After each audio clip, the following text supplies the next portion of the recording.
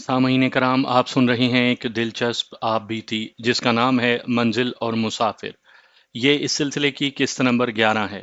مجھے امید ہے آپ کو میری یہ کاوش پسند آ رہی ہوگی۔ آپ نے اگر ابھی تک میرا چینل کہانی گھر سبسکرائب نہیں کیا تو ابھی میرے چینل کو سبسکرائب کر کے بیل نوٹیفیکیشن آن کر لیجئے تاکہ آنے والی ہر نئی کہانی کی اطلاع بر وقت آپ تک پہنچ سکے۔ میں ایک صبح جاگا۔ وہ رات بڑ کے قسم کے ایک درخت کے نیچے گزاری تھی۔ میں اٹھا اور حسب معمول سمت کا اندازہ کر کے چل پڑا۔ 2 روز پہلے ایک خاص قسم کے درخت مل گئے تھے جو پہلے بھی ملے تھے۔ ان کے ساتھ انجیر کی قسم کا پھل لگتا تھا اور اس کا ذائقہ ذرا میٹھا اور ٹھیک ٹھاک تھا۔ میں نے اس پھل سے اپنا جھولا بھر لیا تھا۔ چلتے چلتے یہ پھل کھاتا رہا۔ اب میں خاصی اونچی زمین پر چل رہا تھا جو ڈھلان کی شکل میں دور تک چلی گئی تھی، اور مجھے یوں نظر آ رہا تھا کہ جیسے یہ زمین جہاں ختم ہوتی ہے وہاں سے دریا شروع ہوتا ہے، یعنی وہاں دریا کا کنارہ تھا۔ درخت اور دیگر سبزہ اتنا زیادہ تھا کہ وہاں سے اچھی طرح نظر نہیں آتا تھا کہ وہ دریا ہی ہے یا ویسے ہی تھوڑا سا پانی اکٹھا ہو گیا ہے۔ میں وہاں سے خاصا دور تھا اور میں جس راستے پر جا رہا تھا وہ پھر چھوٹی بڑی چند ایک چٹانوں میں چلا گیا تھا۔ میں اسی طرف سے دریا تک پہنچ سکتا تھا اگر وہ واقعی وہی دریا تھا۔ میں نے جس سمت جانا تھا اس دریا کا آ جانا میرے لیے اچھا شگون نہیں تھا۔ میں دریا کو عبور نہیں کر سکتا تھا۔ بہرحال میں چلتا گیا اور آگے زمین کی ڈھلان تو ختم ہو گئی، لیکن مجھے قدرتی تالاب نظر آنے لگے۔ آگے پھر ایک اونچی ٹیکری آ گئی۔ یہ ٹیکری میرے راستے میں آتی تھی۔ میں اس کے دامن کے ساتھ ساتھ دائیں طرف چل پڑا۔ 20-25 گز جا کر اس ٹیکری میں اس طرح شگاف تھا جیسے اسے انسانی ہاتھوں نے توڑا کھودا ہے اور راستہ بنایا ہے، لیکن یہ شگاف تھا قدرتی۔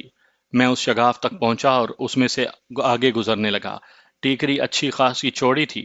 میں شگاف کے وسط تک گیا ہوں گا کہ مجھے کسی بچے کی یا عورت کی چیخیں سنائی دیں جو قریب نہیں تھی، لیکن کوئی ایسی دوری بھی نہیں تھی۔ مجھے رک کر آہستہ آہستہ آگے بڑھنا اور کہیں چھپ کر دیکھنا چاہیے تھا کہ یہ کیا معاملہ ہے۔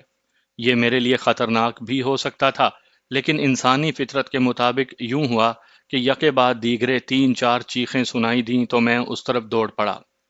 میں نے رائفل فائر کے لیے تیار کر لی اور اس شگاف میں سے نکل کر آگے گیا تو ادھر منظر ہی کچھ اور تھا۔ تھوڑی سی جگہ دائرے میں درخت تھے، بیلوں جیسے پودے بھی تھے اور ان کے درمیان پانی جمع تھا۔ یہ قدرتی تالاب تھا، ایک جگہ سے کنارہ اونچا نہیں بلکہ زمین کے ساتھ ملا ہوا تھا۔ اس تھوڑی سی جگہ پر کوئی پودا نہیں تھا بلکہ جگہ کچھ اس طرح خالی تھی جیسے انسانوں نے خود یہ جگہ کسی مقصد کے لیے بنائی ہو۔ اس خالی جگہ میں نے ایک عورت کو دیکھا جو پیٹ کے بل لیٹی ہوئی تھی۔ اس کے بازو آگے کو تھے اور وہ گھاس کو پکڑنے کی کوشش کر رہی تھی۔ وہ آہستہ آہستہ پیچھے کو پانی کی طرف سرک رہی تھی اور اس کے منہ سے جگر پاش چیخیں نکل رہی تھیں۔ میں سمجھ گیا کہ اسے کوئی آبی جانور یا درندہ پانی میں کھینچ رہا ہے۔ اس کی ایک ٹانگ کنارے پر تھی۔ میں جہاں تھا وہاں سے یہ پتہ نہیں چلتا تھا کہ اسے کیا چیز گھسیٹ رہی ہے۔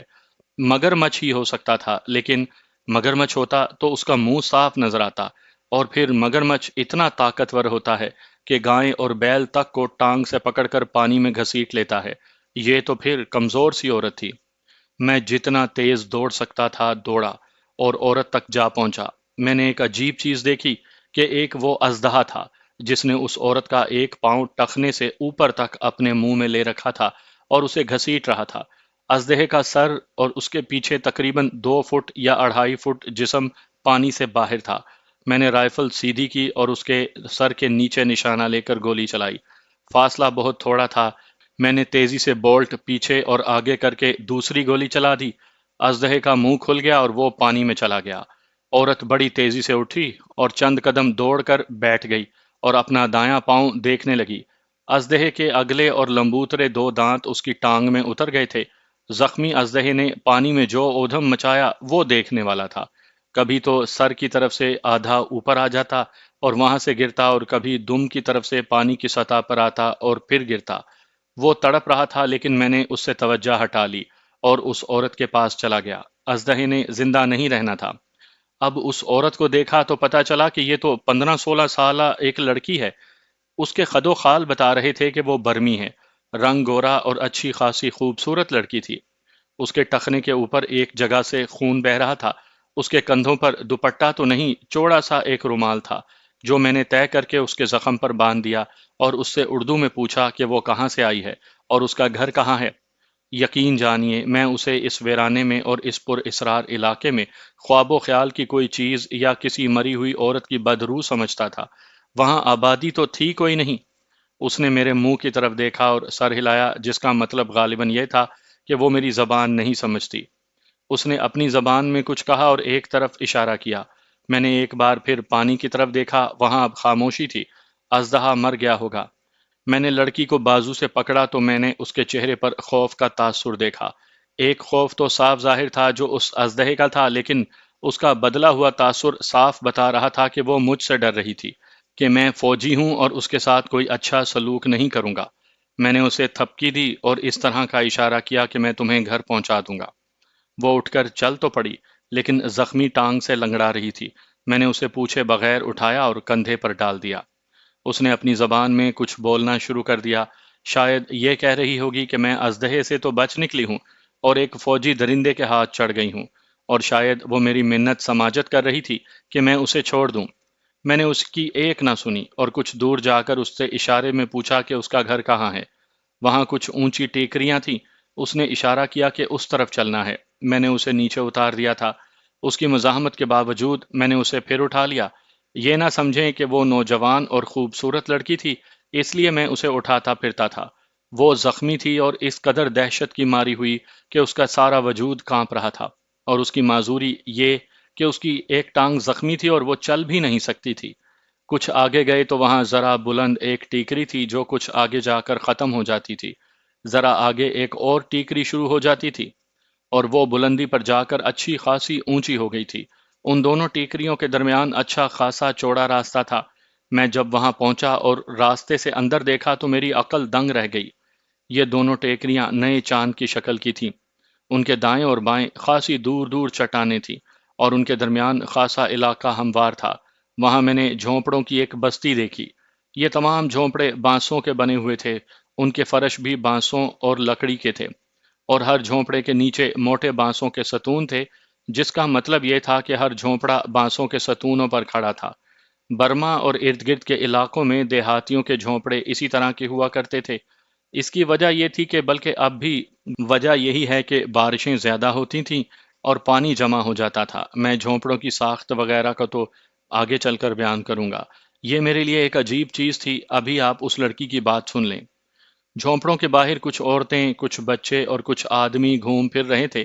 ان میں سے کسی نے میری طرف دیکھا اور سب کو بتایا۔ تمام لوگ دوڑے آئے اور میرے ارد گرد اکٹھے ہو گئے۔ میں نے لڑکی کو اتارا۔ لڑکی نے انہیں اپنی زبان میں روتے ہوئے بتایا کہ اس کے ساتھ کیا بیتی ہے اور میں اسے کس طرح بچا کر لے آیا ہوں۔ ایک عورت دوڑتی آگے آئی اور اس لڑکی کو اپنے ساتھ لگا لیا۔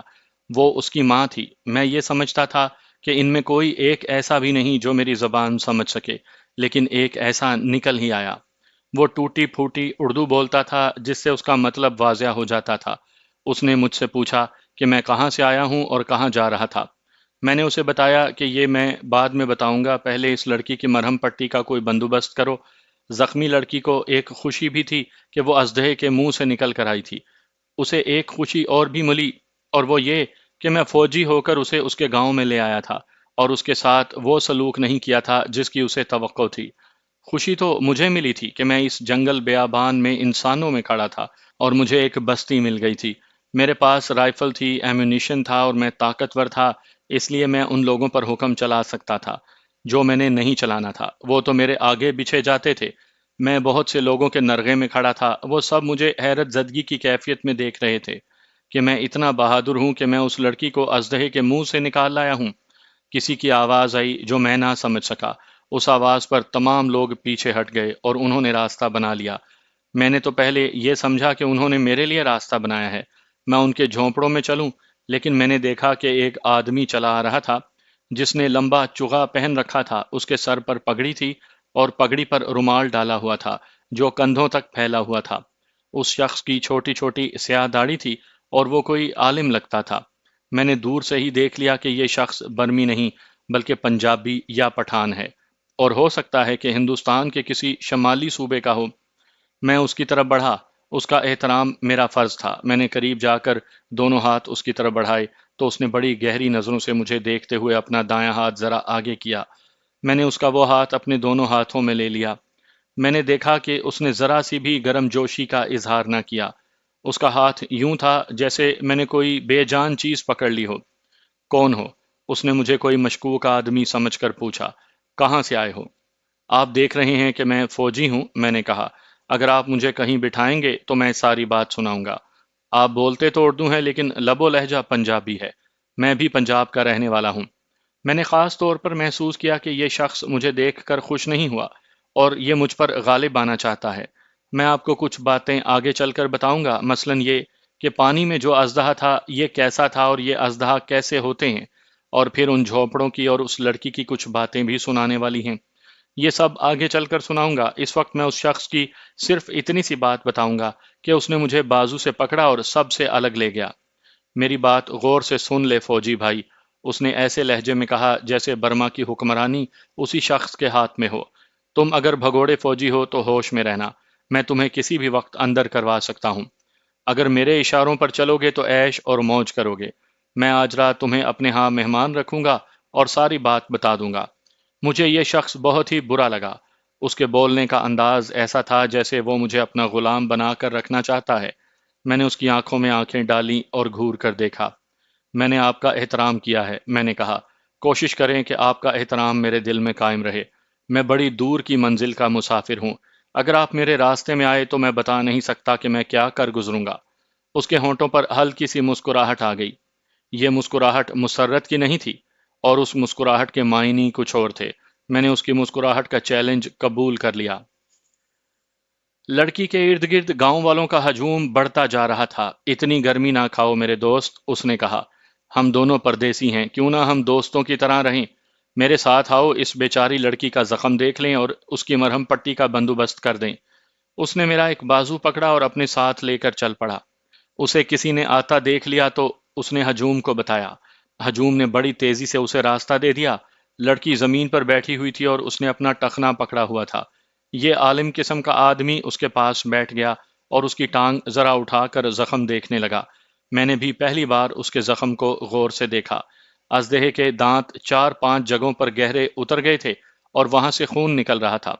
اس عالم صورت آدمی نے برمی زبان میں کچھ کہا۔ وہ آدمی لڑکی کو اٹھا کر دوڑ پڑے۔ میں جان گیا کہ لڑکی کی مرہم پٹی ہوگی اور ان لوگوں کے پاس اس کا کچھ نہ کچھ انتظام ہوگا۔ میں نے خاص طور پر نوٹ کیا کہ لوگ اس عالم کو یوں دیکھ رہے تھے کہ جیسے وہ کوئی پیر یا پیغمبر ہو اور آسمان سے اترا ہو۔ اس نے ان لوگوں سے کچھ کہا، پھر ان میں سے ایک آدمی کو بلا کر اس کے ساتھ کوئی بات کی اور پھر میری طرف متوجہ ہوا۔ آؤ چلیں، اس نے مجھے کہا۔ تم نے کچھ کھایا پیا تو نہیں ہوگا، میں جانتا ہوں کہ تم بھوکے ہو۔ خاک کھایا تھا، میں نے کہا۔ مجھے تو یہ بھی یاد نہیں کہ آخری بار ڈھنگ کا کھانا کب کھایا تھا۔ وہ مجھے اپنے ساتھ ایک جھونپڑے کی طرف لے جا رہا تھا۔ میں تمہیں کھانا کھلاؤں گا، اس نے کہا اور میرا نام پوچھا۔ میں نے اسے اپنا نام بتایا اور یہ بھی بتایا کہ میں کہاں کا رہنے والا ہوں۔ میں نے اس سے اس کا نام پوچھا اور یہ بھی پوچھا کہ وہ کہاں کا رہنے والا ہے۔ میرا نام سمیع اللہ ہے، اس نے کہا، لیکن تم مجھے یا حضرت کہہ کر پکارو گے۔ اس نے ایک قصبے کا نام بتایا جو پنجاب کا ایک قصبہ ہے۔ وہ اس قصبے کا رہنے والا تھا۔ میں نے اس کا نام صحیح بتا دیا ہے لیکن اس قصبے کا نام نہیں بتاؤں گا کیونکہ اس میں ایک مصلحت ہے۔ میں آپ کو یا حضرت کیوں کہوں گا؟ میں نے کہا۔ اگر میں آپ کو سمیع اللہ صاحب کہہ کر پکاروں تو اس میں کیا خرابی ہے؟ مجھے اس پر کوئی اعتراض نہیں، اس نے جواب دیا، لیکن یہاں لوگ مجھے یا حضرت ہی کہتے ہیں۔ ہم اس کے جھونپڑے تک پہنچ چکے تھے۔ یہ جھونپڑا بھی زمین سے کم و بیش 1 گز اونچے لکڑی کے پلیٹ فارم پر بنا ہوا تھا۔ اس کی دیواریں اور چھتیں بانسوں اور لکڑی کی تھیں۔ چھتیں مخروطی تھیں، ان پر گھاس پھوس کے اوپر مٹی کا لیپ کیا ہوا تھا۔ وہاں زیادہ تر جھونپڑے اسی قسم کے تھے، یعنی سب کی ساخت ایسی ہی تھی۔ لکڑی کی سیڑھیاں تھیں، ہم دونوں ان سیڑھیوں پر چڑھ کر کمرے میں داخل ہوئے۔ اندر سے جھونپڑا صاف ستھرا اور اس طرح سجایا ہوا تھا کہ دیواروں پر رنگ برنگے کپڑے یعنی چادریں لٹک رہی تھیں۔ ان پر بیل بوٹے بنے ہوئے تھے۔ فرش پر کھجور کے پتوں والی چٹائی بچھی ہوئی تھی۔ 2 بان کی چارپائیاں رکھی تھیں، ایک ایک دیوار کے ساتھ اور دوسری دوسری دیوار کے ساتھ۔ ان پر بستر بچھے ہوئے تھے۔ صاف پتہ چلتا تھا کہ اس کمرے میں رہنے والا آدمی شائستہ ہے اور صاف ستھرا رہنا جانتا ہے۔ उस झोंपड़े के 2 कमरे थे। मैंने खुद ही किवाड़ खोलकर दूसरे कमरे में झांका। वहां कोई चारपाई नहीं थी। 2 बड़े ट्रंक पड़े हुए थे और टीन का एक सूटकेस भी रखा था। मैंने दरवाजा बंद कर दिया और पहले कमरे में आ गया। राइफल रख दो, उसने ऐसे लहजे में कहा जिसमें अपनायत और दोस्ती का रंग था। ये बूट उतार दो, मैं तुम्हें अपने कपड़े दूंगा। अभी एक आदमी आता है, मैं तुम्हें उसके साथ गुस्ल के लिए भेजूंगा। पहले गुस्ल कर लो, फिर खाना खा लेना। मैंने फौजी बूट उतार दिए, जुराबें भी उतार दी, और इतने में एक अधेड़ उम्र बर्मी अंदर आया। समीउल्लाह ने उसे बर्मी जबान में कुछ कहा। ये जरा लंबी हिदायत थी जो वो उस आदमी को दे रहा था, और वो आदमी जरा सा झुका हुआ सर हिला रहा था, जैसे वो कह रहा हो कि मैं समझ रहा हूँ। फिर उसने मेरी तरफ देखा और मैं समीउल्लाह के कहने पर उठा और उस बर्मी के साथ बाहर निकल आया। वो मुझे झोंपड़े की दूसरी तरफ ले गया, जहां झोंपड़े के करीब ही 2 दरख्त थे। दरख्तों के साथ तरपाल सा बंधा हुआ था और उसी तरपाल को चारों तरफ तान कर गुसल खाना बनाया गया था। वहां एक कनस्तर रखा था जो पानी से भरा हुआ था। साबुन भी रखा था। मैंने तरपाल की ओट में यानी उस गुसल खाने के अंदर जाकर वर्दी उतारी और नहाने लगा। थोड़ी देर के बाद उस बर्मी ने हाथ तरपाल के अंदर करके पानी से भरा हुआ एक और कनस्तर अंदर रख दिया। मैं जब नहा रहा था तो मुझे महसूस हो रहा था कि मेरी वर्दी में से और मेरे जिस्म से बदबू आ रही है। इससे पहले मैंने ये बदबू महसूस नहीं की थी। इसकी वजह यह थी कि मैंने उस बदबू को ज़हनी तौर पर कबूल कर लिया था। कबूल करने के सिवा कोई और चारा भी नहीं था। अब पानी मिला और साबुन भी मिल गया, तो मैंने अपने जिस्म से पसीना मल मल कर धोया और मेरा जिस्म हल्का फुल्का हो गया। वो गर्मियों का मौसम था, इस इलाके में हब्स ज्यादा था। मैं नहा चुका तो एक तरफ देखा, तरपाल की बनी हुई दीवार पर कपड़े रखे हुए थे। ये कपड़े बर्मी ने रखे थे। उन कपड़ों में तौलिए की किस्म का एक कपड़ा था जिससे मैंने जिस्म पोंछा और कपड़े पहने। एक पजामा था और एक कमीज। गुसल खाने से निकला तो बाहर एक चपली पड़ी हुई थी। मुझे आज तक याद है कि मैंने वो चपली पहनी तो अपनी एक हमाकत का ख्याल आ गया। वो ये कि मैंने अपनी राइफल बमाए एमुनिशन कमरे में छोड़ दी थी। मैं बता चुका हूँ कि उस शख्स समीउल्लाह ने मुझे धमकी दी थी और मैंने धमकी का जवाब धमकी से दिया था। वो तो उन लोगों का या हजरत बना हुआ था। अगर वो मेरी राइफल और एमुनिशन पर कब्जा कर लेता तो मैं तो मारा ही गया था। मैं निहत्ता क्या कर सकता था। ये सोच आते ही मैं बड़ी तेजी से उसके झोंपड़े में जा पहुंचा। ये देखकर मुझे इत्मीनान हुआ कि राइफल उसी जगह पड़ी थी जहां मैंने रखी थी और मेरा चमड़ा भी फर्श पर पड़ा हुआ था। मैंने पाउच देखे, एम्यूनिशन उनके अंदर पड़ा हुआ था। फिर यह देखकर मुझे और सुकून मिला कि समीउल्लाह लेटा हुआ था। नहाकर जिस्म कुछ हल्का हुआ या नहीं? समीउल्लाह ने दोस्ताना से लहजे में कहा। मैंने उसे बताया कि तबीयत हल्की फुल्की और बशाश हो गई है। उसने कहा कि खाना आता ही होगा। थोड़ी ही देर के बाद खाना आ गया। मैं ये देखकर हैरान हुआ कि तहजीब व तमद्दुन से इतनी दूर जंगल के इस गांव में मेरे लिए जो खाना आया वो बड़ी अच्छी प्लेटों में था और पानी शीशे के गिलास में आया था। खाना लाने वाले ने प्लेटें चारपाई पर रख दी। खाना देखकर मेरी भूख और तेज हो गई। अगर वहां या हजरत ना होता तो मैं उस खाने पर जानवरों की तरह टूट पड़ता। मैंने अपने ऊपर जबर करके शाइस्तगी का मुजाहरा किया। एक प्लेट में उबले हुए चावल थे, दूसरी में तली हुई मछली के 2 टुकड़े थे और तीसरी में मछली का सालन था। चम्मच नहीं था, इसलिए मैंने हाथों से चावल खाने शुरू कर दिए। इस दौरान में समीउल्लाह ने कुछ बातें की, लेकिन मैं खाने में इस कदर महव था कि उसकी बात का ख्याल ही न किया कि वो क्या कह रहा है। मुझे एक मुद्दत के बाद ढंग सलीके का खाना मिला था। मैंने बड़ी तेजी से प्लेटें साफ कर डाली। इसके साथ ही मुझे गनूदगी आने लगी। समीउल्लाह ने आवाज दी तो वो बर्मी जो खाना लाया था दौड़ता हुआ कमरे में आया। समीउल्लाह के इशारे पर वो प्लेटें उठाकर चला गया। अब कुछ अपने बारे में बताओ, समीउल्लाह ने पूछा। मुझे अपना दुश्मन ना समझना और कोशिश करना कि हम दोनों दोस्त बन जाएं। मैं अपने बारे में सब कुछ बता दूंगा, मैंने कहा। जो कुछ बताऊंगा वो 100% सच होगा, जरा सा भी झूठ नहीं होगा। आपने मुझे कहा था कि मैं आपके इशारों पर नाचूं तो मैं ऐश मौज करूंगा। आपने ये कहा था कि आप मुझे अंदर करवा सकते हैं। मैं अपने बारे में पहले ही बता देता हूं कि मैंने कभी किसी का रोब कबूल नहीं किया और मैं नतीजे की परवाह नहीं किया करता। अगर आपको मेरी दोस्ती कबूल है तो मुझसे बेहतर दोस्त आपको आज तक नहीं मिला होगा। मैं बोल रहा था लेकिन मैंने महसूस किया कि जैसे मैं नशे में हूं या मुझ में बोलने की ताकत नहीं रही। मेरी आंखें बंद हुई जा रही थी। वो सोने का वक्त नहीं था, अभी तो सूरज भी गरूब नहीं हुआ था। अभी रहने दो, समीउल्लाह ने कहा। सो जाओ। بہت تھکے ہوئے ہو، جاگو گے تو باتیں کریں گے، تم اب میرے ساتھ رہو گے۔ مجھے یاد ہے کہ میں نے اس کی پوری بات نہیں سنی تھی، وہ بول ہی رہا تھا کہ میں گہری نیند سو گیا۔ میں نے یہ بھی نہ سوچا کہ میری رائفل کمرے میں پڑی ہے، اگر سوچ بھی لیتا تو بیکار تھا، میں رائفل کو کہاں چھپا سکتا تھا؟ بہرحال نیند کا ایسا غلبہ ہوا کہ مجھے اپنے نفع نقصان کا کچھ ہوش نہ رہا۔ آنکھ کھلی تو کمرے میں دیے کی روشنی تھی۔ یہ دیا ٹین کے ڈبے میں سے بتی نکال کر بنا دیا گیا تھا۔ سب سے پہلی چیز جو میں نے دیکھی وہ ایک دونالی بندوق تھی جو کمرے کے ایک کونے میں رکھی تھی۔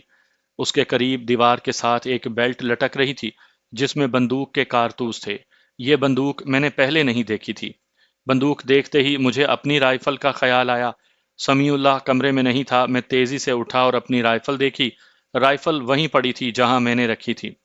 میں نے جب دیکھا کہ رائفل وہیں پڑی ہے تو مجھے خیال آیا کہ سمیع اللہ اگر میرے ساتھ کوئی گڑبڑ یا ہیرا پھیری کرنا چاہتا تو وہ میری رائفل اور ایمونیشن غائب کر دیتا۔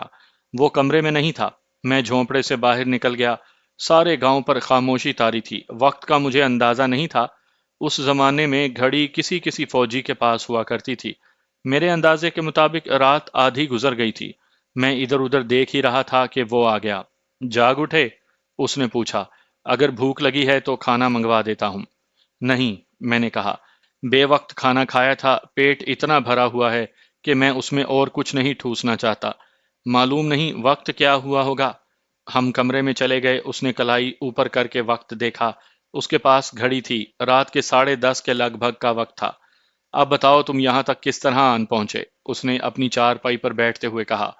میں نے اسے ساری بات سنا دی۔ میں نے جس طرح آصف کو بچایا تھا وہ بھی اسے سنایا اور یہ بھی کہا کہ آصف اس لڑکی کا خامند ہے جس کی میرے ساتھ محبت تھی۔ یہ بھی بتایا کہ آصف نے مجھے قتل کرنے کا ارادہ کر رکھا تھا لیکن میں نے اسے موت کے منہ سے نکال لیا اور زندگی کی طرف بھیج دیا۔ لیکن اب تم کہاں جا رہے تھے؟ اس نے پوچھا۔ میں نے اسے وہی جواب دیا جو اب تک آپ کو بتا چکا ہوں اور آپ سن چکے ہیں۔ مختصر یہ کہ میں نے اسے بتایا کہ میں انگریزوں کی غلامی سے نکل کر اس جگہ جا رہا ہوں جہاں ہندوستان کو انگریزوں نے آزاد کروانے کے لیے ایک فوج تیار کر رکھی ہے۔ وہ کیسی فوج ہے؟ اس نے پوچھا، اور وہ فوج کون تیار کر رہا ہے؟ میں نے اسے تفصیل سے بتایا کہ وہ فوج جاپانی تیار کر رہے ہیں اور اس فوج میں وہ ہندوستان کی فوج کے جنگی قیدیوں کو شامل کر رہے ہیں۔ اس نے یہ تفصیل حیرت سے سنی۔ اسے بالکل معلوم نہیں تھا کہ جاپانی انڈین نیشنل آرمی کی ایک فوج بنا رہے ہیں اور انڈین آرمی میں سے مجھ جیسے بھگوڑے ہو کر اس میں شامل ہو رہے ہیں۔ ہوش کی بات کرو میرے بھائی، سمیع اللہ نے کہا۔ لوگ فوجیوں کو جو فوجی بے وقوف کہتے ہیں وہ ٹھیک ہی کہتے ہیں۔ تم جاپانیوں کو نہیں جانتے۔ تم وہاں جاؤ گے تو جاپانی تمہیں جنگی قیدی بنا لیں گے اور پھر تمہیں محنت اور مشقت کا کام دے کر بھوکا مار ڈالیں گے۔ یہ بتاؤ کہ یہ نرالی فوج ہے کہاں؟ کیا تمہیں وہ جگہ معلوم ہے؟ وہ جگہ تو مجھے معلوم نہیں، میں نے جواب دیا۔ میں جاپانیوں کے کسی بھی مورچے میں پہنچ گیا تو انہیں بتاؤں گا کہ میں انڈین نیشنل آرمی میں شامل ہونے کے لیے آیا ہوں، پھر وہ خود ہی مجھے وہاں تک پہنچا دیں گے۔ تمہیں تو یہ بھی معلوم نہیں کہ تم اس وقت کہاں ہو، سمیع اللہ نے کہا، اور تمہیں یہ بھی معلوم نہیں کہ جاپانیوں کے مورچے کہاں ہیں، وہ یہاں سے بہت دور ہیں، تم پا پیادہ بھوکے پیاسے وہاں تک زندہ پہنچ ہی نہیں سکو گے۔ یہی ایک خطہ ہے جس میں ہم آرام اور سکون سے رہ رہے ہیں، یہ خطہ جنگ سے محفوظ ہے۔ پھر مجھے آپ ہی کچھ بتائیں، میں نے کہا۔ میری ذہنی حالت یہ ہو گئی تھی کہ مجھے یہ بھی یاد نہیں رہا کہ اپنی پلٹن سے نکلے ہوئے کتنا عرصہ گزر گیا ہے۔ اگر میں واپس جاتا ہوں تو میرا کورٹ مارشل ہو سکتا ہے۔ لڑائی سے بھاگنا ایک ایسا جرم ہے جس کی سزا موت بھی ہو سکتی ہے اور عمر قید تو ضرور ہی دیں گے۔ اگر تم میری بات مان لو تو زندہ رہ سکو گے، اس نے کہا۔ بات اتنی سی ہے کہ میرے پاس رک جاؤ اور جب جنگ ختم ہو جائے تو پھر دیکھیں گے کہ تم واپس گئے تو بہتر ہے کہ یہیں رکے رہو۔ آپ کے پاس رک گیا تو کیا کروں گا؟ میں نے کہا۔ یہ ہے وہ بات جو میں تمہیں بتانا چاہتا ہوں، اس نے کہا۔ سب سے پہلے تو تمہیں مجھ سے پوچھنا چاہیے تھا کہ میں کون ہوں اور میں ان لوگوں میں کس طرح آ گیا ہوں اور کس طرح ان لوگوں کے دلوں پر حکومت کر رہا ہوں۔ میرے پوچھے بغیر ہی آپ بتا دیں تو کیا یہ بہتر نہیں ہوگا؟ میں نے کہا۔ یہ تو میں تمہیں بتا ہی چکا ہوں کہ میں کہاں کا رہنے والا ہوں، سمیع اللہ نے کہا۔ میں 15-16 سال سے رنگون میں رہ رہا تھا۔ وہاں میری اپنی دکان تھی جس میں عورتوں کا سامان رکھا تھا۔ میری دکان کی چوڑیاں مشہور تھیں۔ اس کے علاوہ عورتوں کی زیب و آرائش اور بناؤ سنگھار کی اشیاء بھی میری دکان سے ملتی تھیں۔ میں اب جو بات بتانے لگا ہوں اس پر یقین کرنا، میرے بجائے اگر یہ بات تمہیں ان لوگوں میں سے کوئی بتاتا تو زیادہ بہتر تھا۔ میں اپنی زبان سے یہ کہتا اچھا نہیں لگتا کہ میں خدا کا برگزیدہ آدمی ہوں، اور خدا نے میرے ہاتھ میں ایسی طاقت دی ہے کہ میں سیاہ کو سفید اور سفید کو سیاہ کر سکتا ہوں۔ آپ بات کریں، میں نے کہا، مجھے آپ پر اعتماد ہے، کسی اور کو درمیان میں لانے کی ضرورت نہیں۔ بات یہ ہے میرے دوست، اس نے کہا، 7 ساڑھے 7 سال گزر گئے۔ ایک رات ایک بزرگ صورت سفید ریش خواب میں نظر آئے۔ ان کی آنکھوں میں ایسی چمک تھی جو میں نے کبھی کسی انسان کی آنکھوں میں نہیں دیکھی۔ یوں لگتا تھا جیسے 2 ستارے چمک رہے ہوں۔ چہرے پر ایسا نور جو مجھے خواب میں بھی محسوس ہوتا تھا کہ یہ خداوند تعالیٰ کا نور ہے۔ ان کی سفید داڑھی میں بھی کوئی ایسی بات تھی کہ مجھ پر طلسماتی سا اثر ہوا۔ داڑھی کیا تھی؟ ریشم کے تار تھے۔ میں عجیب و غریب سے جنگل میں جا رہا تھا کہ وہ میرے راستے میں آئے اور مجھے روک کر پوچھا، جانتے ہو میں کون ہوں؟ میں نے کہا، نہیں محترم بزرگ، میں ایک اجنبی صورت کو کیسے پہچان سکتا ہوں؟ غیب سے آواز آئی، اے خوش قسمت انسان، یہ حضرت شاہ سلیمان علیہ السلام ہیں۔ میں ایسا مرعوب ہوا کہ ان کے آگے جھک گیا۔ انہوں نے مجھے کندھوں سے تھام کر اٹھایا اور فرمایا، خدا کی ذات کے سوا کسی کے آگے نہ جھکنا۔ ہم نے تمہیں اپنا خلیفہ منتخب کر لیا ہے۔ تم جانتے ہو کہ تمام جنات ہمارے مرید ہیں، بلکہ ہمارے قبضے میں ہیں۔ ہم نے 4 جنات تمہارے غلام بنا دیے ہیں۔ تم اب لوگوں کی مشکلیں آسان کیا کرو گے، لیکن کسی سے تم ایک دانہ بھی صلے کے طور پر قبول نہیں کرو گے۔ یہ کہہ کر حضرت شاہ سلیمان علیہ السلام غائب ہو گئے اور میری آنکھ کھل گئی۔ آنکھ کھلی تو میرا سارا وجود پسینے سے تر تھا اور میری زبان پر کلمہ طیبہ کا ورد تھا۔ میں اٹھ بیٹھا۔ کمرے میں اندھیرا تھا۔ اس اندھیرے میں مجھے ایک دیوار پر چھت کے قریب ستارہ چمکتا نظر آیا، جس کی کرنیں سیدھی چمکیلی لکیروں کی طرح کمرے میں ہر رخ پر جا رہی تھیں۔ میں فوراً اٹھا، بتی جلائی، وضو کیا اور 2 رکعت نوافل نماز پڑھی۔ اس کے بعد مجھے ایسا محسوس ہونے لگا جیسے یہ میں نہیں ہوں۔ میرا وجود بدل گیا تھا، اور اسی وجود میں جو روح تھی وہ بھی بدل گئی تھی۔ گستاخی نہ ہو تو میں ایک بات پوچھنا چاہتا ہوں، میں نے پوچھا۔ یہ تو آپ کو معلوم ہوگا کہ خدا کو آپ کی کون سی نیکی اچھی لگی تھی، جس کے صلے میں آپ کو خدا نے یہ بشارت دی تھی؟ یہ تو میں نہیں بتا سکتا، اس نے جواب دیا۔ خدا کے دل کے بھید کوئی نہیں بتا سکتا۔ میں اپنے متعلق اتنا ہی کہہ سکتا ہوں کہ حتی الامکان گناہ نہیں کیا۔ میری دکان میں ایک سے ایک بڑھ کر خوبصورت عورت آتی تھی۔ ان میں ہندو بھی ہوتی تھی، سکھ بھی، عیسائی اور بدھ بھی۔ میری شکل و صورت اور جسم دیکھ لو، کیا تم مجھ میں مردانہ حسن اور کشش محسوس نہیں کرتے؟ بعض خوبصورت لڑکیاں مجھ میں تو اس لیے دلچسپی لیتی تھیں کہ میں خوبرو جوان ہوں، اور دوسرے اس لیے کہ میرے پاس عورتوں کی ہی زیب و زیبائش کا سامان ہوتا تھا۔ وہ مجھ سے مفت مال کی توقع رکھتی تھیں۔ میں ایسی لڑکیوں کے ساتھ دوستی لگا سکتا تھا، لیکن میں نے اپنا دامن پاک رکھا۔ میرا خیال ہے کہ یہی ایک وصف تھا جو خدا نے دیکھا اور مجھے یہ بشارت دی۔ اتنی زیادہ جذباتی اور اتنی زیادہ پرکشش اور حسین اشتعال انگیزی سے بچنا ناممکن ہوتا ہے، لیکن میں نے اپنے کردار اور ایمان کو قائم اور مستحکم رکھا۔ یہ میں تسلیم کرتا ہوں، میں نے کہا، اللہ کی دین ہے، جسے چاہے عطا کرے۔ تم میری ہر بات نہیں سمجھ سکو گے، اس نے کہا۔ حقیقت تو یہ ہے کہ میں خود اس کیفیت کو نہیں سمجھ سکتا جو خواب کے اگلے دن مجھ پر طاری ہو گئی تھی۔ میں اپنے آپ کے لیے ہی اجنبی ہو گیا تھا۔ میں صاف طور پر محسوس کرنے لگا تھا کہ میرے اندر کوئی طاقت آ گئی ہے۔ میری دکان میں ایک عورت آیا کرتی تھی، مسلمان تھی اور پنجاب کی رہنے والی تھی۔ اس کی عمر 35 سال تھی اور وہ ابھی تک بے اولاد تھی۔ امیر کبیر خاوند کی بیوی تھی۔ وہ چونکہ میری مستقل گاہک تھی، اس لیے اس کے ساتھ سلام دعا کی حد تک بے تکلفی ہو گئی تھی۔ میں اس کے متعلق جانتا تھا کہ بے اولاد ہے۔ مجھے جس وقت حضرت شاہ سلیمان علیہ السلام نے اپنا خلیفہ مقرر کیا، اس سے 3 4 روز کے بعد وہ میری دکان میں کچھ چیزیں لینے کے لیے آئی۔ میں نے اسے وہ چیزیں دے کر اپنے پیسے لے کر پوچھا کہ اس نے اپنا ڈاکٹری معائنہ کر لیا ہے کہ نہیں۔ اس نے بتایا کہ اس کا اپنا بھی اور اس کے خامن کا بھی میڈیکل ٹیسٹ ہو چکا ہے اور دونوں بالکل ٹھیک ہیں۔ میں کوشش کے بغیر ہی مراقبے میں چلا گیا۔ میں نے سنا تھا کہ مراقبہ کیا ہوتا ہے، لیکن مراقبے کا کوئی تجربہ نہیں تھا۔ لوگ کہتے تھے کہ سال ہر سال کے ریاض کے بعد انسان کو مراقبے کی کیفیت اپنے اوپر طاری کرنے میں کامیابی حاصل ہوتی ہے، لیکن میں نے کوئی کوشش نہ کی، اور مجھے یوں محسوس ہوا کہ دنیا سے میرا تعلق کٹ گیا ہے اور میں ہوں اور یہ عورت ہے۔ مجھے اشارے سے ملے اور اس کے بعد میں اس دنیا میں واپس آ گیا، اور مجھے پتہ چلنے لگا کہ میں دکان میں ہوں اور یہ بازار ہے، اور یہ عورت میری گاہک ہے۔ میں نے اس عورت سے کہا کہ 1 سال کے بعد وہ بچے کو جنم دے گی۔ وہ مسکرائی اور بولی، آپ کی تسلی کا بہت شکریہ، دعا کریں۔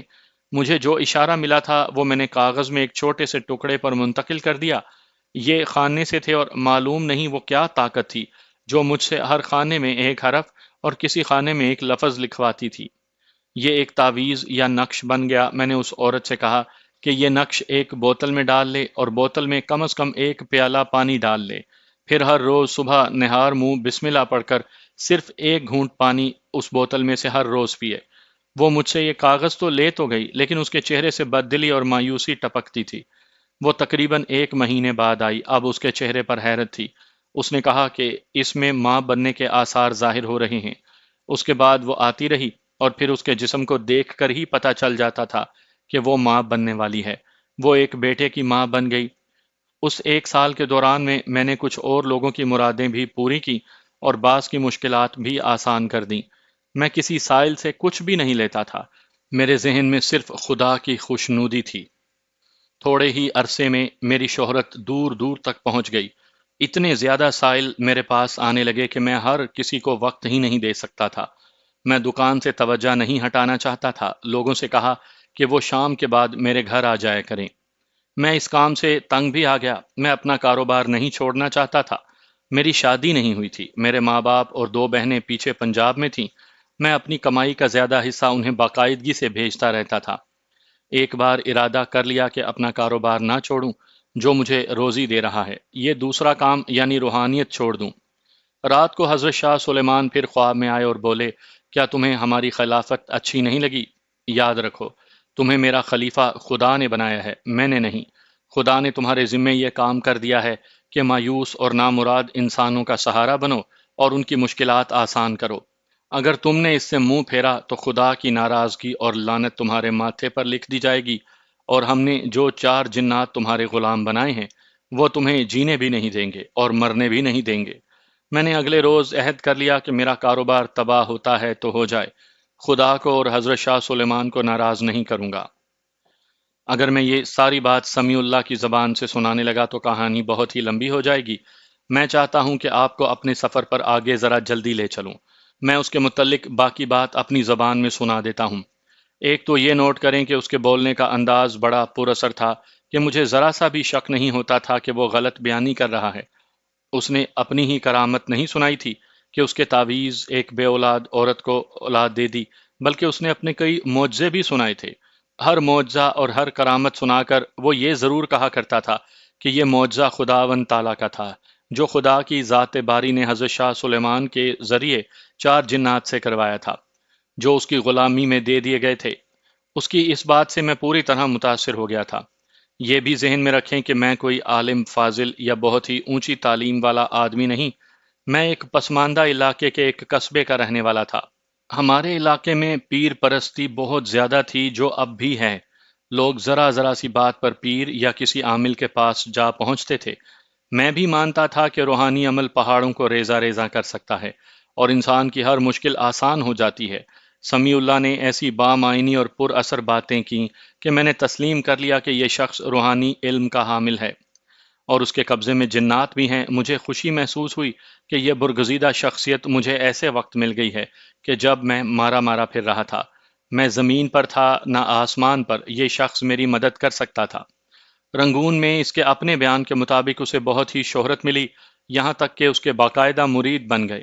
وہ اپنی شہرت کے عروج پر تھا جب رنگون سے غیر برمیوں نے بھاگنا شروع کر دیا۔ یہ میں پہلے تفصیل سے بتا چکا ہوں کہ وہاں سے لوگ جاپانیوں کے ڈر سے بلکہ برمیوں کے ڈر سے بھی بھاگ اٹھے تھے۔ برمیوں میں سمیع اللہ کے جو مرید تھے ان میں ہر مذہب کے لوگ تھے۔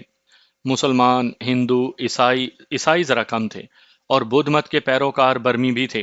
ان میں اکثریت مسلمانوں کی تھی۔ یہ لوگ سمیع اللہ کو وہاں سے نہیں آنے دے رہے تھے۔ وہ اسے کہتے تھے کہ اسے رنگون میں کوئی خطرہ نہیں، کیونکہ وہ سب کا پیر و مرشد اور مشکل کشا ہے۔ سمیع اللہ وہیں رکا رہا، لیکن جاپانیوں کے متعلق کچھ اور خبریں بھی رنگون پہنچنے لگیں۔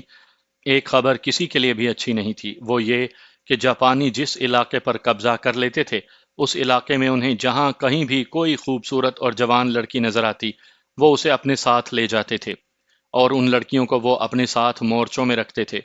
میں نے سنایا ہے کہ برمیوں نے جاپانی فوجوں کے لیے جاسوسی بھی کی تھی اور جاپانیوں کا استقبال کیا تھا، لیکن جاپانی فوج ابھی رنگون تک نہیں پہنچی تھی جب یہ خبر پہنچ گئی کہ وہ لڑکیوں کو اپنے قبضے میں لے لیتے ہیں۔ اس خبر نے کئی برمیوں کو پریشان کر دیا، لیکن وہ بھاگ کر جاتے کہاں؟ سمیع اللہ کے مریدوں نے اس سے پوچھا کہ انہیں کیا کرنا چاہیے۔ سمیع اللہ نے مجھے یہ بات سناتے ہوئے اعتراف کیا کہ وہ جان کا خطرہ محسوس کر رہا تھا، وہ وہاں سے نکلنا ہی بہتر سمجھتا تھا۔ اس نے مراقبے میں جا کر اپنے غلام جنات سے پوچھا کہ اسے کیا کرنا چاہیے۔ اسے حضرت شاہ سلیمان کی طرف سے اشارہ ملا کہ کئی ایک نبیوں اور پیغمبروں نے بھی ہجرت کی تھی، بہتر ہے کہ سمیع اللہ بھی ہجرت کر جائے اور اس کے جتنے پیروکار اس کے ساتھ جانا چاہیں انہیں ساتھ لے جائے۔ جن برمیوں کے گھروں میں نوجوان لڑکیاں تھیں اور جو عزت دار برمی تھے وہ وہاں سے بھاگ جانا ہی بہتر سمجھتے تھے۔ انہوں نے سمیع اللہ سے رہنمائی لی تو سمیع اللہ نے انہیں بتایا کہ اسے ہجرت کا اشارہ مل گیا ہے۔ اس طرح سمیع اللہ کم و بیش 700 افراد کے ساتھ رنگون سے نکل آیا۔ یہ ایک قافلہ تھا جس میں کچھ گھوڑے اور خچریں بھی تھیں۔ ان لوگوں نے سامان گھوڑوں اور خچروں پر لادا، کچھ خود اٹھایا اور بہت ہی دنوں کی مسافت کے بعد یہاں پہنچ گئے۔ یہ دراصل ماہی گیروں کی بستی تھی۔ کچھ اور پیشوں کے لوگ بھی یہاں رہتے تھے، لیکن جنگ کی خبریں پہنچیں تو بہت سے لوگ اس بستی سے بھاگ گئے۔ یہ میں نے خاص طور پر دیکھا تھا کہ جب زخمی لڑکی کے گرد بستی والوں کا ہجوم اکٹھا ہوا تھا تو اس میں لڑکی اور جوان عورتوں کی تعداد زیادہ تھی۔ انہی کو جاپانیوں سے بچانے کے لیے ان لوگوں نے اتنا لمبا سفر کیا تھا۔ یہاں میں آپ کی معلومات میں کچھ اور اضافہ کرنا چاہوں گا۔ میں نے آپ کو جو یہ سنایا ہے کہ جاپانی مفتوحہ علاقوں میں سے جوان لڑکیوں کو اپنے ساتھ لے جاتے تھے، ان لڑکیوں کو کمفرٹ گرلز کہتے تھے۔ یہ اصطلاح جاپانی زبان کی تھی جو میں نہیں جانتا کہ کیا تھی۔ اس کا انگریزی میں ترجمہ یہی کیا گیا تھا۔ گزشتہ سال یعنی سن 1994 کی آخری سہ ماہی میں نے اخباروں میں پڑھا تھا کہ کچھ ملکوں نے اقوام متحدہ میں یہ قرارداد پیش کی تھی کہ جاپانی فوج نے جنگ کے دوران کوریا، جاوا، سماٹرا، بورینو، سنگاپور، تھائی لینڈ اور برما وغیرہ کی ہزارہا لڑکیوں کو اپنے قبضے میں لے کر اپنے ساتھ مورچوں میں رکھا تھا۔ لہٰذا جاپان اب اقوام متحدہ میں معافی مانگے اور ان ملکوں کو معاوضہ ادا کرے جن ملکوں کی لڑکیاں اس کی فوج نے اپنے قبضے میں لی تھیں۔ معلوم ہوا کہ ان میں زیادہ تر لڑکیاں کوریا کی تھیں اور اس کے بعد ان جزائر کی تھیں جو آج انڈونیشیا اور ملائیشیا کہلاتے ہیں۔ جاپان نے معافی مانگنے اور معاوضہ دینے سے گریز کیا، لیکن یہ اعتراف بھی کیا ہے کہ نصف صدی پہلے اس کی فوج نے یہ زیادتی کی تھی، جس کا حکومت جاپان کو اور آج کے ہر جاپانی کو افسوس ہے۔ آئیے میں آپ کو آدھی صدی مزید پیچھے برما کے جنگلوں میں ایک بار پھر لیے چلتا ہوں، جہاں لوگوں نے ایک بستی آباد کر لی تھی۔ میں ان تفصیلات کو نظر انداز کروں گا کہ یہ لوگ یہاں کس طرح آباد ہوئے، کس طرح ان لوگوں نے بانسوں کے جھونپڑوں کے ساتھ ساتھ پتھروں اور گارے کی جھونپڑیاں بھی بنا لی تھی، اور ان لوگوں کو کھانے پینے کے لیے کہاں سے ملتا تھا۔ کچھ موٹی موٹی اور اہم باتیں بتا دیتا ہوں۔ وہاں سے غالباً 25 میل دور ایک قصبہ تھا جس کا نام مجھے یاد نہیں رہا۔ کچھ الٹا سا برمی زبان کا لفظ تھا۔ کچھ لوگ وہاں جاتے اور ضرورت کی اشیاء لے آتے تھے۔ ان کے پاس کوئی کرنسی نہیں تھی۔ جن پہاڑوں کے بیچ یہ بستی گھری ہوئی تھی ان پہاڑوں کے پیچھے چاول کے کھیت تھے۔ یہ لوگ چاول کاشت کرتے تھے اور جب فصل تیار ہو جاتی اور ان کے پاس چاول اکٹھے ہو جاتے تو تمام چاول اس قصبے میں لے جا کر فروخت کر ڈالتے اور اپنی ضرورت کی اشیاء لے آتے تھے۔ 2-3 روز کے بعد جب مجھے کچھ راز کی باتیں معلوم ہوئیں تو یہ بھی پتا چلا کہ ان میں چند ایک آدمی ڈکیتی اور چوری کے بھی ماہر تھے۔ وہ بھی سمیع اللہ کے مریدوں میں سے تھے۔ کبھی کبھار وہ کئی کئی دنوں کے لیے بستی سے غائب ہو جاتے تھے اور جب واپس آتے تو لوٹ مار کا سارا سامان اور رقمیں سمیع اللہ کے جھونپڑے میں حاضر کر دیتے تھے۔ سمیع اللہ اس رقم سے ضرورت کی اشیاء منگوا کر بستی کے ہر گھر کی ضرورت پوری کرتا تھا۔ ہو سکتا ہے میری یہ کہانی سننے والوں میں کچھ ایسے لوگ بھی ہوں جو اس شک کا اظہار کریں کہ یہ افسانوی دنیا کی بستی ہوگی۔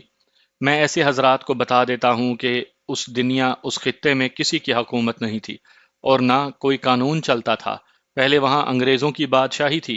ہر علاقے کا ایک تھانہ تھا اور کہیں پولیس کی چوکی تھی۔ اس طرح یہ زیادہ تر علاقہ قانون کے تحت آتا تھا، لیکن جاپان کی فوج اور اس کے بمبار ہوائی جہاز طوفان کی طرح آئے اور انگریز پسپا ہو گئے۔ لڑائی کہیں اور لڑی جا رہی تھی، لیکن جن علاقوں میں جنگ کا نام و نشان نہیں تھا وہاں بھی کسی کا قانون نہیں چلتا تھا۔ میرا خیال ہے کہ میں نے شک رفع کر دیا ہوگا۔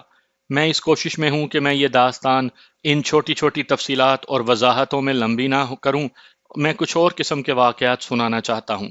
سمیع اللہ میرے ساتھ جو باتیں کر رہا تھا وہ ایسی ہی تھیں جو آج کل کے عملیات وغیرہ کرنے والے شاہ جی وغیرہ کیا کرتے ہیں، اور میں اسے پہنچ والا آدمی سمجھ بیٹھا تھا۔ لوگ تو پہلے ہی اس سے متاثر تھے اور اس کے مرید ہو گئے تھے۔ لوگ اپنی بیٹیوں اور دیگر عورتوں کو بخیر و خوبی رنگون سے اور ارد گرد کے دیہات سے نکال لائے تو انہوں نے یہ مان لیا کہ یہ یا حضرت سمیع اللہ کی برکت کا نتیجہ ہے۔ ان لوگوں کو تو موت بھوک نظر آ رہی تھی، اور یہ بھی کہ ان کی لڑکیاں جاپانیوں کے ہاتھ چڑھ جائیں گی۔ اب انہیں اچھی خاصی بستی مل گئی اور وہ زندگی کے راستے پر رواں دواں ہو گئے۔ سمیع اللہ کی باتوں سے مجھے یہ بھی پتا چلا کہ وہ ان لوگوں کا بے تاج بادشاہ ہے۔ ان لوگوں کو اپنی مٹھی میں لے کر متحد رکھا اور بستی کا تمام انتظام اپنے ہاتھ میں رکھا اور ایک قسم کا ڈسپلن پیدا کر دیا۔ میں تمہیں بتا چکا ہوں کہ میرے ساتھ رہو، سمیع اللہ نے کہا۔ میں نے تمہیں یہ بھی بتا دیتا ہوں کہ میں تمہیں اپنے ساتھ کیوں رکھنا چاہتا ہوں۔ تم نے اگر نہیں دیکھا تو پھر کچھ دن رہ کر دیکھ لو کہ یہ لوگ میری عبادت کرتے ہیں۔ میری شہرت ان پہاڑیوں سے باہر بھی چلی گئی ہے۔ مجھے ایک ایسے ساتھی کی ضرورت ہے جو میرا دایاں بازو بن سکے اور میرے لیے قابل اعتماد ہو۔ تم سے بہتر اور کوئی ساتھی نہیں ہو سکتا۔ آپ کے ساتھ رہ کر میری حیثیت کیا ہوگی؟ میں نے پوچھا۔ کیا میں آپ کا باڈی گارڈ ہوں یا کوئی اور ڈیوٹی ہوگی؟ میں تمہیں اپنے ساتھ رکھنا چاہتا ہوں، اس نے کہا۔ پہلے تم اپنی آنکھوں دیکھ لینا کہ تم میری اس بادشاہی سے متاثر ہوتے ہو یا نہیں، پھر تم خود ہی کہو گے کہ تم میری فلاں ڈیوٹی سنبھال لو گے۔ اگر تم میرے باڈی گارڈ بنتے ہو تو میں تمہیں ملازم یا چوکی دار نہیں سمجھوں گا۔ تم نے پوچھا ہے کہ یہاں تمہاری حیثیت کیا ہوگی۔ میں تمہیں یقین دلاتا ہوں کہ یہاں تمہاری حیثیت مجھ جیسی ہی ہوگی، اور لوگ تمہیں منت سماجت کر کے مجھ تک پہنچا کریں گے۔ میں صرف آج کی بات نہیں کر رہا، میں اس وقت کو نظروں میں رکھے ہوئے ہوں جب جنگ ختم ہو جائے گی اور ہم واپس رنگون یا کسی اور شہر چلے جائیں گے۔ یہ لوگ ہمارے ساتھ ہوں گے اور یہی لوگ مجھے دور دور تک مشہور کر دیں گے۔ پھر تم دیکھنا کہ تمہارے لیے جنت اسی دنیا میں بن جاتی ہے کہ نہیں۔ میں ایک بات پوچھنے کی جرات کر سکتا ہوں؟ میں نے پوچھا۔ کیا واقعی آپ کے ہاتھ میں کوئی طاقت ہے، اور کیا میں مان لوں کہ حضرت شاہ سلیمان نے 4 جنات کو آپ کا غلام بنا دیا ہے؟ کیا تم پانی پینا چاہو گے؟ اس نے پوچھا۔ میں اس وقت پیاس محسوس کر رہا تھا، لیکن اتنی زیادہ نہیں کہ بے تاب ہو جاتا۔ اس نے مجھ سے پوچھا کہ میں پانی پینا چاہوں گا، تو میں نے اپنے آپ میں حیرت محسوس کی کہ اسے معلوم ہو گیا کہ میں پانی پینا چاہتا ہوں۔ میں نے اس کے سوال کے جواب میں کہا کہ میں پانی پیوں گا۔ اس نے اپنا خالی ہاتھ آگے کیا تو میں یہ دیکھ کر حیران رہ گیا کہ اس کے ہاتھ میں شیشے کا گلاس تھا جو پانی سے بھرا ہوا تھا۔ میں نے اس کے ہاتھ سے گلاس لے لیا اور حیرت زدگی کے عالم میں پانی پی لیا۔ اس نے ہاتھ لمبا کر کے میرے ہاتھ سے گلاس لے لیا اور بولا، گلاس لے جاؤ۔ اس نے گلاس ہوا میں اچھالا تو گلاس غائب ہو گیا۔ تم کچھ منہ سے نکالو، اس نے کہا۔ میرے غلام جنات وہ چیز حاضر کر دیں گے، لیکن میں تمہیں ایسا کرنے نہیں دوں گا۔ میں تو کہ تمہاری ہر خواہش جنات پوری کر دیں۔ میں خود بھی ایسا نہیں کیا کرتا۔ اس کی وجہ یہ ہے کہ مجھے خدا نے ان مظلوم لوگوں کی خدمت کے لیے حضرت شاہ سلیمان علیہ السلام کا خلیفہ بنایا ہے۔ میں ایک بات تمہیں بے تکلفی سے بتا دیتا ہوں، تم اس بستی کی جس نوجوان یا بڑی عمر یا کسی بھی عمر کی عورت کو بلاؤ گے تو وہ تمہارے پاس آ جائے گی۔ پھر تمہیں یہ سہولت بھی ملے گی کہ جس طرح یہ لوگ میرا کھانا الگ تیار کرتے ہیں، اسی طرح تمہیں بھی خاص قسم کا کھانا ملا کرے گا۔ کبھی کبھی یہ لوگ میرے لیے پرندے مار کر یا جال میں پھنسا کر لے آتے اور پکا کر مجھے کھلاتے ہیں۔ مچھلی کی تو یہاں کوئی کمی نہیں۔ میں اس کے گلاس اور پانی والے کرشمے سے تو بہت ہی متاثر ہوا اور دل ہی دل میں اس کا مرید بن گیا۔ میرے ذہن میں فوراً واجدہ آ گئی اور اس کے ساتھ ہی آصف بھی یاد آ گیا۔ میں نے سوچا کہ سمیع اللہ سے کہوں کہ وہ مجھے واجدہ دلا دے، خواہ وہ آصف سے طلاق لے لے یا آصف اس دنیا سے ہی اٹھ جائے۔ پہلے تو ارادہ کیا کہ ابھی اس کے آگے اپنی یہ خواہش رکھ دوں، لیکن اس نے کچھ ایسی باتیں کی تھی کہ میں خاموش رہا اور سوچنے لگا کہ اس کے ساتھ پوری طرح بے تکلفی پیدا ہو جائے تو میں اسے اپنی یہ خواہش بتاؤں گا۔ میں آپ کے پاس رک جاؤں گا، میں نے کہا۔ آپ میرے ذمے جو کام اور جو فرض لگائیں گے وہ انشاءاللہ میں پورا کروں گا۔ کل تمہیں ایک الگ جھونپڑا مل جائے گا، اس نے کہا۔ میں تمہیں اجازت دیتا ہوں کہ ان لوگوں میں گھومو پھرو، لیکن اپنی سطح سے نیچے نہ آنا۔ میں تمہارے متعلق ان لوگوں کو یہ بتاؤں گا کہ تم میرے خلیفہ ہو۔ آپ مجھے ہر قسم کی صورتحال میں قابل اعتماد پائیں گے۔ میں نے کہا، مجھے صرف یہ بتا دیں کہ یہاں کیا نہیں کرنا چاہیے اور کس قسم کی احتیاط کی ضرورت ہے۔ میں تمہیں کچھ ضروری باتیں ذرا بعد میں بتانا چاہتا ہوں، سمیع اللہ نے کہا، لیکن مجھے خیال آیا ہے کہ ایک انتہائی ضروری بات ابھی بتا دوں، اور وہ یہ ہے کہ اس بستی میں دو تین آدمی میرے خلاف ہیں۔